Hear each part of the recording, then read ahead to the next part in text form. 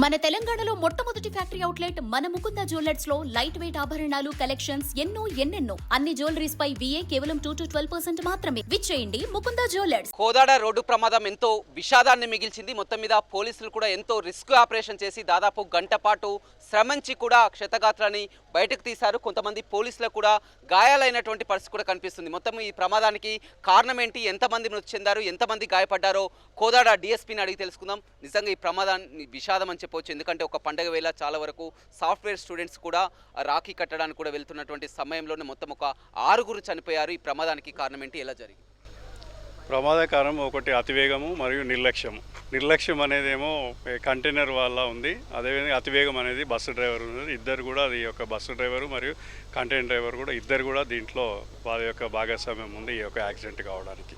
బస్సులో మొత్తం ఎంతమంది ప్రయాణికులు ఉన్నారు, ఏ సమయంలో ప్రమాదం జరిగింది? దీనికంటే ఘటన కంటే ముందే కూడా అది రోడ్డుపై కంటైనర్ పడి ఉన్నట్టు కూడా చెప్తున్నారు. బస్సులో మొత్తం 42 మెంబర్స్ ప్యాసింజర్స్ ఉన్నారు. ఇందులో 6 మంది చనిపోవడం అనేది జరిగింది. అందులో 15 మందికి దెబ్బలు జరగడం జరిగింది. అందులో ఇద్దరికి కొద్దిగా సీరియస్ ఇంజురీస్ అయినాయి. మిగతా 13 మంది కూడా మామూలుగా ఇంజురీస్ ఉన్నాయి. వాళ్ళందరితో కూడా మేము మాట్లాడడం జరిగింది.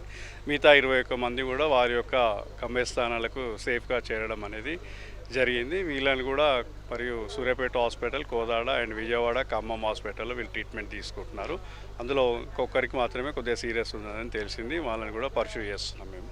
కంటైనర్ కూడా నిర్లక్ష్యం ఆ డ్రైవర్, ఎందుకంటే ఓవర్ కెపాసిటీకి మించి కూడా, ఎందుకంటే ఐరన్ రాడ్స్ పోల్స్ కూడా చూస్తున్నాం, వారంతా కూడా ఉంది. మొత్తం ఎన్ని టన్నుల కెపాసిటీ వరకు ఉంటుంది, దీని కెపాసిటీకి మించి ఎలాంటి?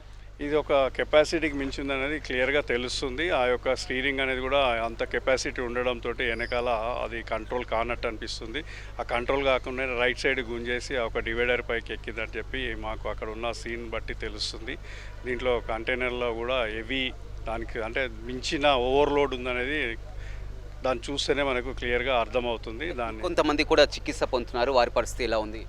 అందులో 15 మందిలో 13 మందికి నార్మల్ ఇంజురీస్ ఉన్నాయి, సింపుల్ ఇంజురీస్. ఇద్దరికి మాత్రం కొద్దిగా గ్రీవియస్ ఇంజురీస్ ఉన్నాయి. వాళ్ళని కూడా మేము, అదేవిధంగా స్థానిక CI కూడా ఉన్నారు. ఆ సమయంలో కూడా రెస్క్యూ ఆపరేషన్లో కూడా పాల్గొన్నారు, ప్రత్యక్షంగా చూడడం జరిగింది. మొత్తం ఆ సమయంలో కూడా మొత్తం ఐరన్ పోల్స్ అన్ని కూడా బస్సులోకి చొచ్చుకెళ్ళాయి. బయటికి తీయడానికి కూడా ఎంతో శ్రమించారు. అసలు ఏం జరిగింది, ఎలా? ఈ సంఘటన ఉదయం SP గారు చెప్పినట్టుగా, DSP గారు చెప్పినట్టుగా సీనియర్ ఆఫీసర్స్ అందరూ సీన్ విజిట్ చేశారు. నిర్లక్ష్యం అనేది అతివేగమేమో బస్ డ్రైవర్తో జరిగింది, నిర్లక్ష్యం అనేది కంటైనర్ డ్రైవర్తో జరిగింది. ఆ కంటైనర్ డ్రైవరు ఆయన నిర్లక్ష్యం వల్ల ఇమీడియట్గా ప్రికాషన్స్ తీసుకునే టైం లేదని అయితే మాకు తెలుస్తుంది ఐ విట్నెస్లను బట్టి. కనీసం ఆయన కొంత టైం ఉండుంటే కనుక లోకల్ పోలీస్కి ఇన్ఫర్మేషన్ రావడమో, లేకపోతే హైవే పెట్రోలింగ్ వాళ్ళకి ఇన్ఫర్మేషన్ రావడమో జరిగితే కనుక మేము కూడా దాన్ని కొంత ప్రివెంట్ చేయడానికి ఆస్కారం ఉండేది. ఆ టైం గ్యాప్లోనే 10-15 నిమిషాల లోపే ఈ బస్సు రావడము, అతివేగంగా వచ్చే డ్రైవర్ దాన్ని హిట్ ఇవ్వడం జరిగింది. అక్కడ ఇద్దరు ఐ విట్నెస్లను కూడా ఎగ్జామిన్ చేయడం జరిగింది. మోటార్ సైకిల్ మీద వాళ్ళు హైదరాబాద్ నుండి విజయవాడ వైపు వెళ్తున్నారు.